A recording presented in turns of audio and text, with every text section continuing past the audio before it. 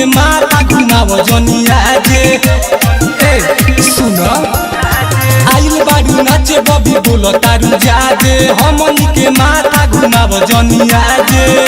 कि ना खड़ा करो तारू बोलेलू बात बड़े बड़े मारी सो सब खड़े खड़े रोवत चली जाइबू घरे मारी सो सब खड़े खड़े रोवत चली जाइबू घरे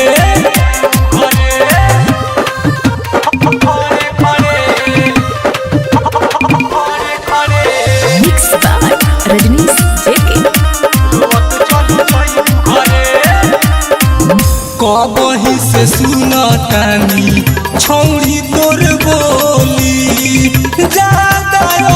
ठबू तो चल जाई गोली बड़ा बाटे गुमान तोरा बात में आइल बारू हमरा गाँव के बारात में तो ज्यादा चिलई दर्द दिस तरे तरे मारी सो सब खड़े खड़े रोवत चली जाइबू घरे मारी सो सब खड़े खड़े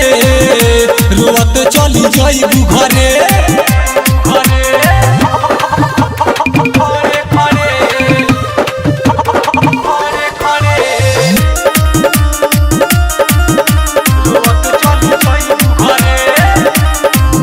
राइटर सूरज रजनी से धरी तो के कोरावा